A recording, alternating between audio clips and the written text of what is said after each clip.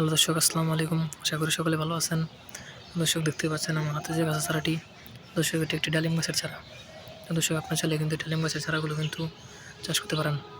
দর্শক, এই ডালিম গাছের চারাগুলো চাষ করলে কিন্তু আপনারা প্রচুর পরিমাণে লাভ আনতে পারবেন। দর্শক, আমাদের অনেক ভাইরা কিন্তু ডালিম গাছের চারাগুলো চাষ করেছে। দর্শক, তারা কিন্তু প্রচুর পরিমাণে লাভবান হয়েছে। দর্শক, আপনারা কিন্তু চাইলে খুব সহজে ডালিম গাছের চারাগুলো কিন্তু সংগ্রহ করে আপনারা কিন্তু চাষ করতে পারেন। দর্শক, এতে কিন্তু আপনারা প্রচুর পরিমাণে লাভ আনতে পারবেন। দর্শক, ডালিম গাছের চারাগুলো যদি আপনারা চাষ করতে চান, তাহলে আপনাদের ডালিম গাছের চারাগুলো বাজার থেকে কিনে এনে সেই চারাগুলো কিন্তু আপনাদের বাড়ির পাশ দিয়ে আপনাদের পুকুরের পাড় দিয়ে ডালিম গাছের চারাগুলো রোপণ করে দিলে কিন্তু আপনাদের এই ডালিম গাছগুলো কিন্তু আস্তে আস্তে প্রচুর পরিমাণে বড় হয়ে যাবে।